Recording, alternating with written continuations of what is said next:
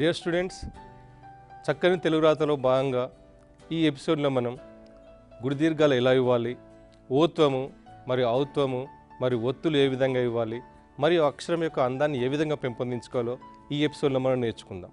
Dear students, ఇప్పుడు మనం అక్షరాలకు ఓత్వం ఎలా ఇవ్వాలి, ఔత్వం ఎలా ఇవ్వాలి నేర్చుకుందాం. మనం అక్షరాలకు ఎలా ఓత్వం ఇవ్వాలో ఇప్పుడు నేను బోర్డు పైన రాస్తాను, చక్కగా గమనించండి. ఇప్పుడు చూడండి, అక్షరం క అనే అక్షరం తీసుకున్నాం, ఓత్వం తీసుకోండి ఎలా ఉంది అంటే మీరు ఒక టర్నింగ్ ఇచ్చిన తర్వాత మరొక టర్నింగ్ ఇచ్చి చివరలకు మళ్ళీ స్మాల్ సర్కిల్ రావాలి. మనం ఇంతకుముందు గుడులు ఏ విధంగా నేర్చుకున్నాం, వాటి చివరలు ఏం చేసాం, ఇలా స్మాల్ సర్కిల్ను చుట్టాం. అలాగే స్మాల్ సర్కిల్స్ను ఓత్వానికి కూడా చుట్టండి, రైటింగ్ అద్భుతంగా ఊపడుతుంటుంది. చూడండి, గో రాస్తున్నాను, ఓత్వము ఇలా తిరిగి మళ్ళీ 0 అవుతుంది. సో చూడండి, మరి ఒత్తు కా కూడా చూడండి, అక్షరమే తిరిగి ఓత్వమైంది. చూడండి, ఇక్కడి నుంచి టర్నింగ్ వచ్చి ఇలా తిరిగి ఇలా తిరిగింది. ఒత్తుగా చూడండి, ఇక్కడ ఇవ్వాల్సి ఉంటుంది. సో క గ ఏ విధంగా ఉన్నవి, ఖ ఘ ఏ విధంగా ఉన్నది, వాటికి ఓత్వాలు చూడండి. ఈ చివరలను ఎప్పుడూ మీరు స్మాల్ సర్కిల్ ఉంటుంది, చిన్న వృత్తం ఉంటుంది అనే విషయాన్ని ఎప్పుడు గుర్తుపెట్టుకొని మీరు సాధన చేయాలి. చూడండి, క ఖ గ గ చ చూడండి, చ అక్షరాలు కూడా ఒకే విధంగా ఉంటవి. ఈ అక్షరమే తిరిగి ఓత్వమైంది. ఒత్తు చ కూడా అంతే. చూడండి, దీర్ఘం ఇచ్చినప్పుడు మళ్ళీ గుడి దీర్ఘం లాగే కిరీటం వస్తూ ఉంటుంది. చూడండి, మనం అన్ని సాధన చేసిన తర్వాత ఓత్వాలు మరియు గుడి దీర్ఘాలు ఒకే విధంగా ఉంటవి.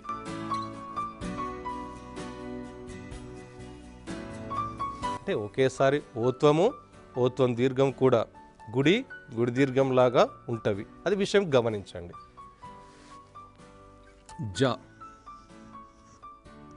జా రాశాను, ఇదే మళ్ళీ తిరిగి జో అవుతుంది. దీర్ఘం ఇస్తే ఇలా అవుతుంది. టా చూడండి, ఇదే అక్షరం చివర తిరిగి ఓత్వం అవుతుంది, ఓత్వం దీర్ఘం అవుతుంది. డా చూడండి, తిరిగి ఇలా మళ్ళీ టర్నింగ్, ఒక చిన్న వృత్తము మరియు పైన వస్తుంటుంది. చూడండి, అక్షరం చుట్టూ తిరిగి చివరకు వృత్తం అవుతుంటుంది. ఆ విషయాన్ని చాలా జాగ్రత్తగా మనం గమనించాలి. ఒత్తు ఢా కూడా అంతే, ఒకే విధంగా ఉంటుంది. మరి అనా చూసినట్టయితే చూడండి, దీనికి ఓత్వం ఎక్కడ ఇవ్వాలి, దీని చివరకు ఇలా తిరిగి మళ్ళీ ఇలా అవుతుంది. తా కూడా అంతే, స్మాల్ సర్కిల్ ఓత్వం తీసుకొని మరియు దీర్ఘం ఇక్కడికి. థా కూడా దా థా ఒకే విధంగా ఉంటవి. చూడండి, థా దా కూడా అంతే, ఇలా రాసాం, మనం ఇచ్చాం. ఒత్తు దా అంటే మళ్ళీ ఇచ్చేసాం. నా చూడండి, నాకు ఓత్వం సే నో. చూడండి, ఇక్కడికి ఒకటే అక్షరం తిరిగింది. చూడండి, మొత్తం ఇలా మళ్ళీ పైకి ఇలాగా. పాకు చూడండి, పాకు మరియు సాకు వేరువేరుగా ఉంటాయి. అవి చివరకు చెప్తాను నేను. పాకు మరియు సాకు.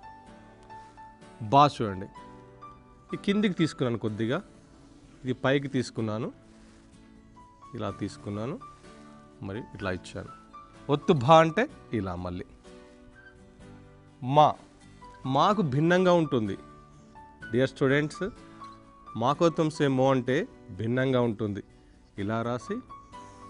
ఇలా రాస్తే మో అవుతుంటుంది. అంటే మేకు కొమ్ము ఇచ్చినట్టయితే మో అవుతూ ఉంటుంది.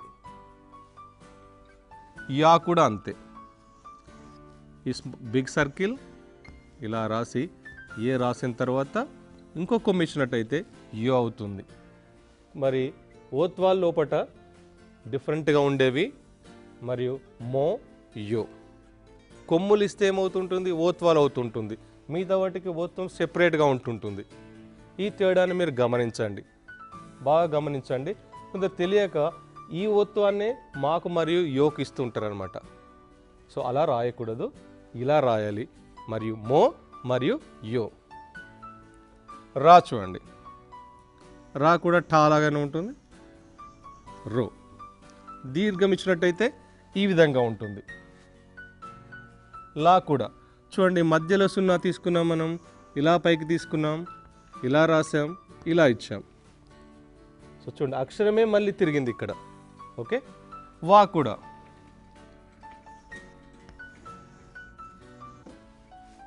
షో దీర్ఘం ఇచ్చినట్టయితే ఇలాగా. షో కూడా శోధన ఇలా రాస్తుంటాం చూడండి, ఇలాగా షో కూడా.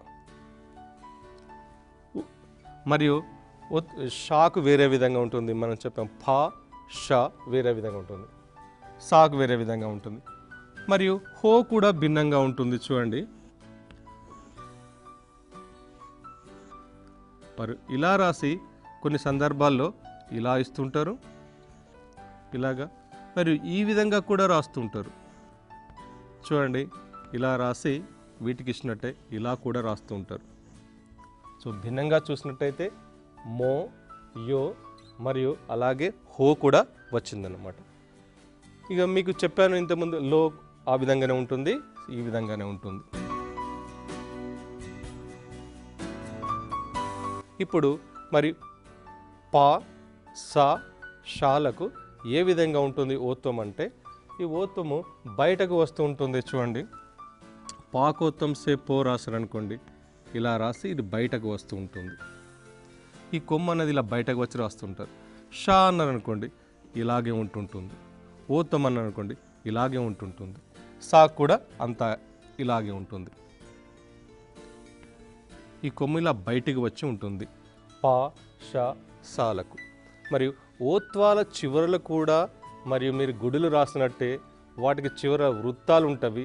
ఆ వృత్తాలను మనం చక్కగా చుట్టినట్లయితే మరి ఓత్వాల్లో కూడా గుండ్రాలు అవుపించి మీ రాత యొక్క అందం మరింత ద్విగుణీకృతం అవుతుంది. మీ అందం, స్పష్టత మరియు వేగం కూడా కలిసి వస్తాయి మీ రైటింగ్కు. అలా మీరు ఓత్వం దీర్ఘాలను బాగా ప్రాక్టీస్ చేసి మరి మీ చక్కని రాతను సొంతం చేసుకోండి. డియర్ స్టూడెంట్స్, మనం ఇంతకుముందు గుడి దీర్ఘము మరియు ఓత్వం గురించి చెప్పుకున్నాం. ఇప్పుడు ఔత్వం గురించి చెప్పుకుందాం. ఔత్వం ఎలా ఇవ్వాలి, అక్షరాలకు ఔత్వం వల్ల అందం ఎలా వస్తుందో ఇప్పుడు మనం చెప్పుకుందాం. జాగ్రత్తగా గమనించండి బోర్డు పైన. మీరు గమనించడం ద్వారానే మీరు ఎక్కువ శాతం నేర్చుకోగలుగుతారు. చూడండి, కా రాస్తున్నాను, ఔత్వం ఇస్తున్నాను. చూడండి, గీత మనం ఇంతకుముందు చెప్పుకున్నాం. అక్షరానికి మాతృక వృత్తం అయితే ఆ వృత్తాన్ని సూర్యుడు అనుకుంటే దాని చుట్టూ ఉండే మిగతా 9 ముఖ్యమైన భాగాలు నవగ్రహాలు లాంటివి అన్నట్టు. అందులో ముఖ్యమైనది ఒక గీత తీసుకున్నాం. మనం ఇంతకుముందు స్మాల్ సర్కిల్ చెప్పుకున్నాం చూడండి. అలాగే ఒత్తుక ఇలా తీసుకున్న తర్వాత ఇలా రాయాలి. తర్వాత ఇలా దీర్ఘం ఇచ్చి ఇలా రాయాలి. ఇలా దీర్ఘము ఇచ్చి స్మాల్ సర్కిల్స్ రాయాలి. సో చూడండి, గా ఔత్వం చూడండి, పెన్ను లిఫ్ట్ చేసి రాయండి. చౌ ఇలా పెన్ను లిఫ్ట్ చేసి ఇలా రాయండి. మీరు ఒక అక్షరం నేర్చుకున్నట్టయితే ఒత్తు అక్షరాలు కూడా ఆటోమేటిక్గా సాధన చేసినట్టే అవుతుంది. జ, జౌ, జా ఇక్కడికి ఉంటుంది. మళ్ళీ ఔత్వం సెపరేట్గా రాసి ఇలా రాయండి. టా చూడండి, మామూలుగా టా ఇలా రాసి ఇలా రాసి ఇలా రాయండి. డ చెప్పాను, మళ్ళీ దీని అక్షరాన్ని వృత్తం చివరికి వృత్తం చుట్టాలి. ఇలా తీసుకొని ఇలా రాయాలి. మరి డౌ, ఒత్తు డౌ కూడా ఒకే విధంగా ఉంటుంది. మరియు చ, చ, డ, డ ఒకే విధంగా ఉంటాయి అక్షరాలన్నీ కూడా. అన చూడండి, దీనికి చివర ఇలా తీసుకొని ఇలా ఒక గీత గీసి స్మాల్ సర్కిల్ చుట్టాలి. తా చూడండి, స్మాల్ సర్కిల్ ఇక్కడి వరకు తీసుకొని ఈ గీత పైన మళ్ళీ ఒక దీర్ఘాన్ని రాయాలి ఇలాగా. దాన్ని కూడా థా, థా, ధ 3 ఒకే విధంగా ఉంటవి రాయడం అని కూడా. మీరు చూడండి ఇలాగా థౌ, దౌ. మామూలుగా రాసినట్టయితే ద ఇలా రాసి మనం ఇలా రాస్తుంటాం. నౌ నాకు ఓత్వం. ఇలా సాలాగా రాసి ఇలాగంట. మరి ఇందులో ఓత్వాల్లాగానే ఔత్వాలు కూడా మరియు సాకు మరియు పాకు భిన్నంగా ఉంటాయి. అవి చూద్దాం. ఇప్పుడు చూడండి, పా రాస్తున్నా. ఈ గీత పైకి వచ్చింది అక్షరం చూడండి. పాకు దీర్ఘం రాస్తున్నా నేను. ఇప్పుడు ఔత్వం అంటే ఈ విధంగా ఉంటుంది. అంటే గీత లోపల ఔత్వం వస్తుంది. ఒత్తు పా కూడా అంతే, మనం గీత పైకి తీసుకోవాలి. ఇలా రాసిన తర్వాత ఇలా ఉంటుంది చూడండి. బా చూడండి, ఇలా రాసాం, పైకి తీసుకున్నాం, ఇలా రాసిన తర్వాత ఇలా అన్నాం. మరియు భావ్ ఒత్తు కూడా అలాగే ఉంటుంది. మా చూడండి, ఇక్కడ తీసుకున్న తర్వాత ఇలా ఇవ్వండి. యవ్ కూడా సున్నా, పెద్ద సున్నా, దాన్ని కొమ్ము, మరి ఇలా తీసుకొని ఇలా కొమ్ము పైన ఇవ్వండి. రా కూడా అంతే, తీసుకున్న తర్వాత ఇలాగా. లా గీత కిందికి రాయండి, కొద్దిగా గీత కిందికి రాసిన తర్వాత దీనిపైన ఇలా ఇచ్చి ఇలా రాయండి. వా వా అంటే మాలాగానే ఉంటుంది. మళ్ళీ చిన్న సున్నా, ఇలాగా ఇలాగా మా రాసి ఇలా రాసాం మనం, ఔత్వం. అదే వాకేం చేస్తాం మనం, వాకే ఇలా రాస్తుంటాం అక్షరానికి ఇలాగన్నమాట. మిగతా అక్షరాల్లో పోలికలు ఉంటాయి మాయాకు, మాకు వాకు, కానీ ఇక్కడ భిన్నంగా ఉంటాయి. షా, షౌ, ఇది కూడా షా ఎలా చెప్పాను, పా లాగానే ఉంటుంది. షౌ కూడా ఊత్వాల కూడా ఆ విధంగానే వచ్చాయి. లవ్, మీరు మళ్ళీ షౌలో ఈ విధంగా తీసుకోవచ్చు అన్నమాట. ఇలా తీసుకున్నట్టయితే ఇలా ఉంటుంది. ఔత్వాలు చూసినట్టయితే మరియు ఔత్వాల లోపల ముఖ్యంగా దీర్ఘం అనేది మనకు అవుపిస్తూ ఉంటుంది. చూడండి, ఈ విధంగా దీర్ఘం మనకు ఉంటుంటుంది.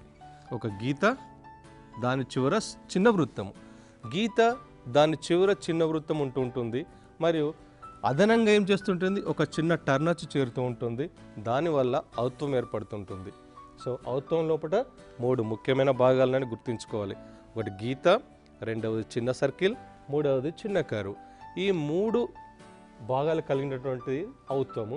అలాగే పాకు మరియు సాకు మరియు ఇక్కడ ఫాకు భిన్నంగా ఉంటుందన్నమాట.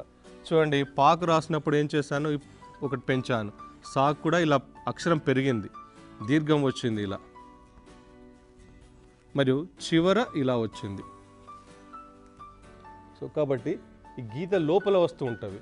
ఇక్కడ చూడండి, రాసి చూపెడతాను మీకు. సౌ అన్నప్పుడు ఇలా రాసి ఇలాగా, ఇక్కడ ఫా, ఫౌ, సౌ, మరి ఇక్కడ షౌ.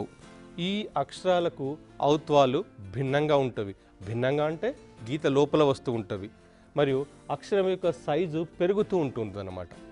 అక్షరాన్ని పెంచి ఔత్వాన్ని గీత లోపల రాస్తుంటాం. అలా ఫా, ఫా, సా, షా అక్షరాలు రాస్తుంటాం.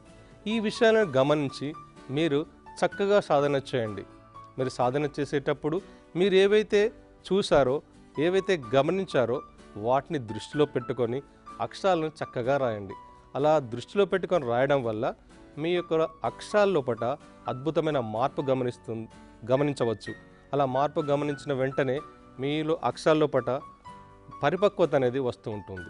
డియర్ స్టూడెంట్స్, మనం ఈ ఎపిసోడ్లో గుడిదీర్ఘము మరియు ఓత్వము, ఔత్వముల గురించి చెప్పుకున్నాం. ఇప్పుడు అలాగే ఒత్తుల గురించి చెప్పుకుందాం. ఒత్తులు కూడా 2 రకాలు. ఒకటి గీత కింద వచ్చేవి మరియు గీత పక్కకు వచ్చేవి. అవి ఎలా ఉంటావో చూద్దాం మనం. మొదటి రకం గీత కిందగా వచ్చేవి. ఒక అక్షరం తీసుకుందాం, మనం కా అనే అక్షరం తీసుకుందాం. దానికి తావత్తు పెడదాం. చూడండి, ఇది అక్షరం కింద వచ్చింది ఒత్తు చూసినట్టయితే. అలాగే ఒక అక్షరం తీసుకున్నాం, అదే కాను, మళ్ళీ దానికి కావత్తు రాసాం. చూడండి, అంటే అక్షరం పక్కకు వచ్చేవి. కాబట్టి ఇలా ఒత్తులను కూడా 2 రకాలుగా విభజించవచ్చు.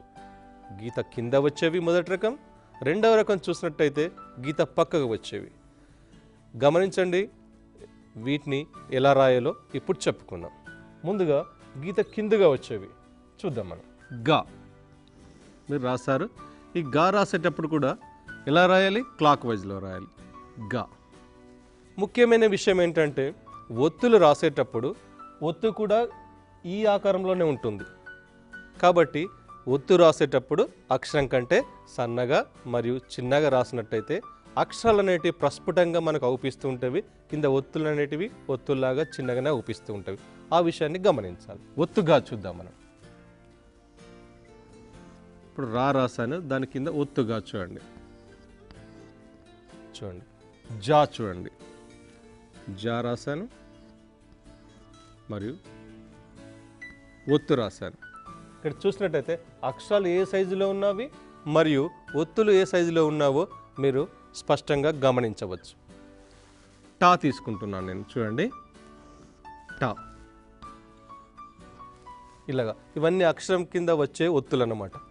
డా తీసుకోండి. తల కట్టించాను మరియు కింద ఇస్తున్నాను. చూడండి అక్షరం కంటే సన్నగా మరియు చిన్నగా.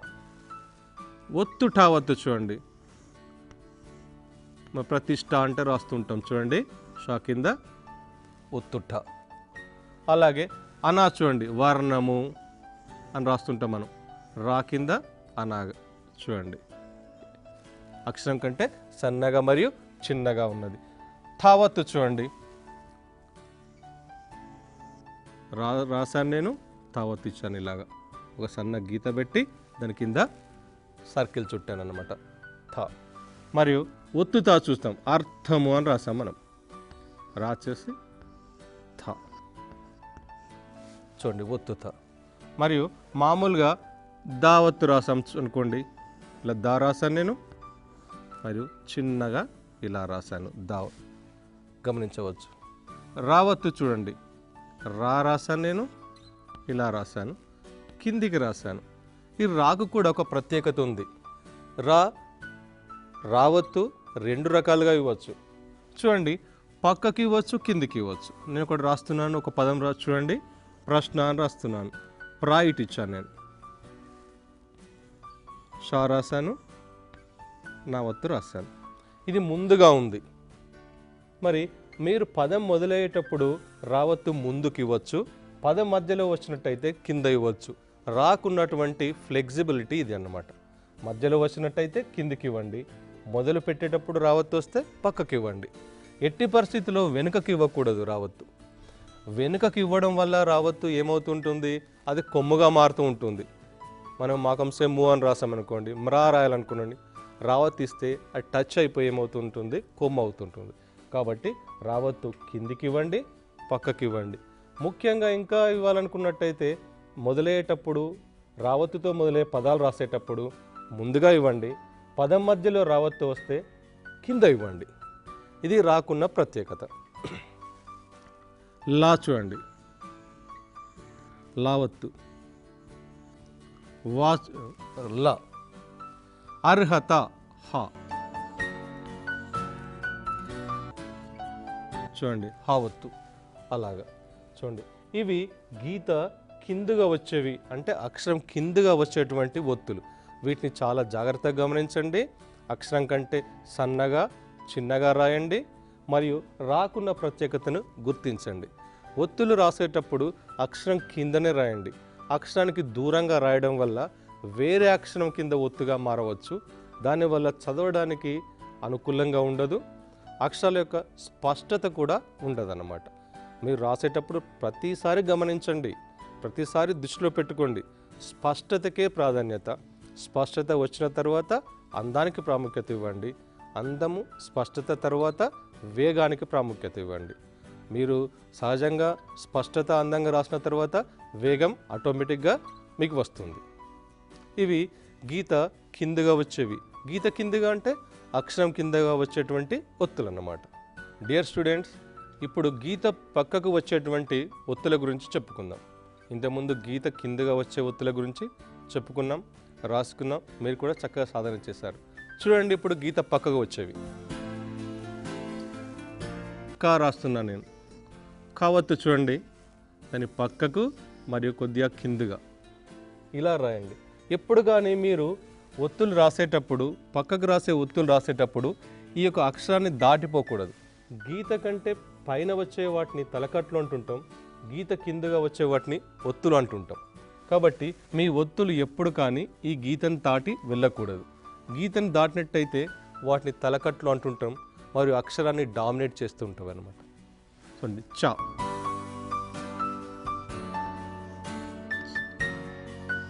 మరియు ఒత్తులో సన్నగా ఉండాలి, అక్షరం సైజులో ఉండకూడదు.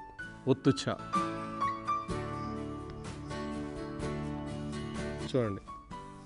సో చా ఒత్తు చూడండి, ఒత్తు ఇట్లా పెట్టాలి. నా దాని కిందగా ఇలా గీత కిందికి రావాలి, గమనించండి. ఈ నా ఒత్తు ఇలా రావాలి, కిందికి రావాలి. ఇలా కాకుండా చాలామంది ఇక్కడికి ఆపేస్తుంటారు. ఇలా ఆపేయడం వల్ల ఏమవుతుంటుంది, ఇది రూత్వముగా మారే అవకాశం ఉంటుంటుంది. ఇప్పుడు చూడండి రూత్వం అంటే ఎలా ఉంటుంది చూడండి, ఇలా రూత్వం ఉంటుంటుంది. సో మీరు ఇక్కడ ఆపేస్తే అది రూత్వంగా మారే అవకాశం ఉంటుంది. కాబట్టి కింద ఇలా రాసి ఇలా ఇగ్గాలన్నమాట కిందికి. ఓకే, పా చూడండి, ఇలా పా రాసిన తర్వాత మరి సన్నగా మరియు చిన్నగా. ఒత్తు ఫా కూడా అంతే అన్నమాట. పా రాసిన తర్వాత అక్షరం కింద సన్నగా చిన్నగా. మరియు అలాగే బా,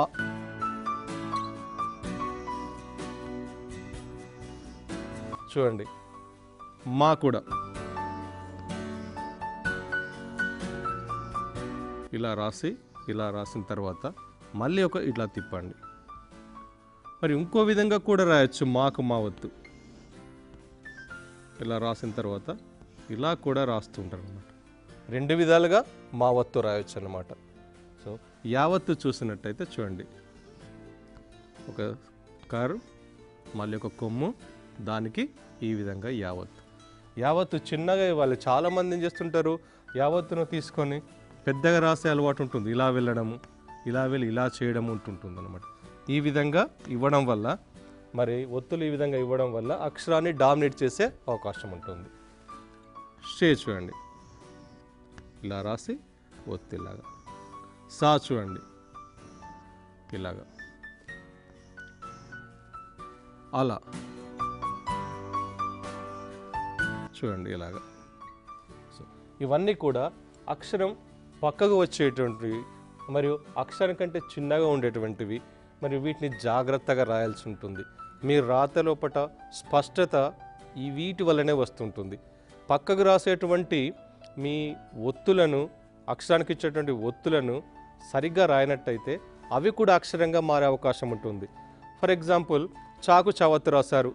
చాకు చావత్తు రాయడం వల్ల ఏమవుతుంటుంది, అది చావత్తు అని తెలుస్తుంటుంది. అలా కాకుండా కొందరు ఏం చా ఇలా రాసి మళ్ళీ ఇక్కడ ఇట్లా రాస్తుంటారు. ఇలా రాయడం వల్ల ఇది కూడా అక్షరంగా మారే అవకాశం ఉంటుంది.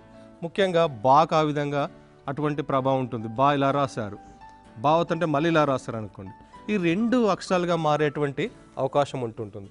కాబట్టి ఒత్తులు రాసేటప్పుడు అక్షరం కంటే సన్నగా చిన్నగా ఉండే విధంగా రాసినట్టయితే అక్షరం స్పష్టంగా కనబడుతుంది, ఒత్తులు ఒత్తులాగా అవుపడతాయి. ఇలా అవుపించడం వల్ల మీ రాత లోపల స్పష్టత అనేది అవుపిస్తూ ఉంటుంది. మనం ఎప్పుడూ చెప్తూ ఉంటాను, స్పష్టతకే మొదటి ప్రాధాన్యత, దాని తర్వాత అందము. ఈ రెండు ఉన్నట్టయితే దాని తర్వాత మీరు అనుకున్నది వేగం అనేది వస్తుంటుంది అన్నమాట. సో ఈ విధంగా గీతకు ప్రక్కగా వచ్చే ఒత్తులను సాధన చేయండి. సో డియర్ స్టూడెంట్స్, మనం ఈ ఎపిసోడ్ లోపల మరి కుడి దీర్ఘాలు ఏ విధంగా ఇవ్వాలి, ఓత్వాలు ఎలా ఇవ్వాలి, ఔత్వాలు ఎలా ఇవ్వాలి, మరి ఒత్తులు ఎన్ని రకాలు, మరి గీత కిందగా వచ్చేవి అంటే అక్షరం కిందగా వచ్చేవి, గీత పక్కకు వచ్చేవి అంటే అక్షరం పక్కకు వచ్చేవి, ఈ విధమైన అక్షరాల గురించి, ఒత్తుల గురించి, ఔత్వాల గురించి చక్కగా నేర్చుకున్నాం.